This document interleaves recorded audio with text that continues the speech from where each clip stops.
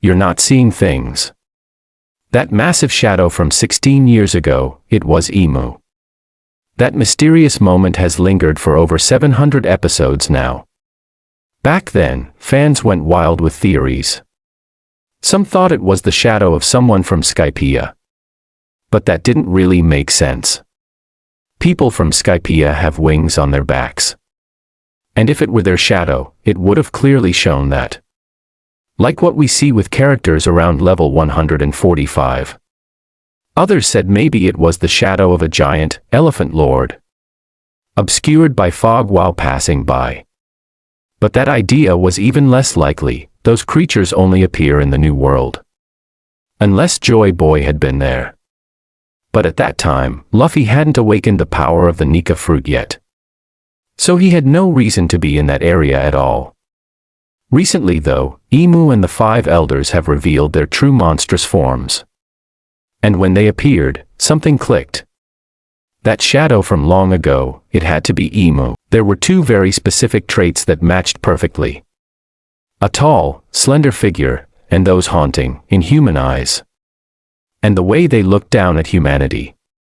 As if we're all just insects beneath their feet. Imu and that shadow looked identical.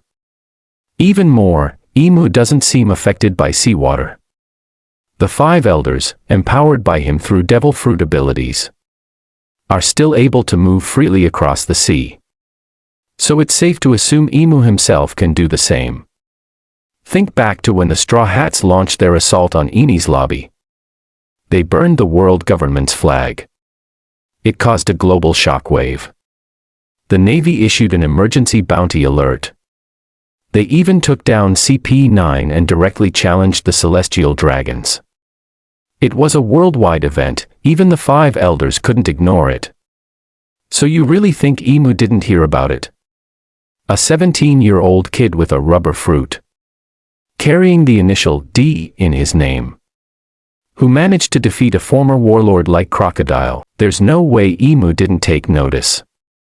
That's why I believe, right after the Straw Hats left Water 7 and headed to Thriller Bark, Imu showed up there, in person, taking on a monstrous form to observe Luffy himself. Maybe he wanted to see if this teenager was worthy. If he had what it takes to awaken Nika. To become the next Joy Boy. And if he did, Imu would have wiped him out right then and there.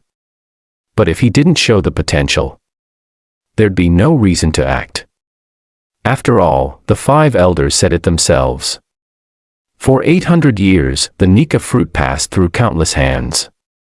And no one managed to awaken it again. That's probably why Imu held back from killing Luffy on the spot. He'd watched the entire fight between Luffy and Gecko Moria, and saw no signs of Joy Boy's power awakening. So, to him, Luffy wasn't a threat. Not yet. That boy hadn't awakened anything.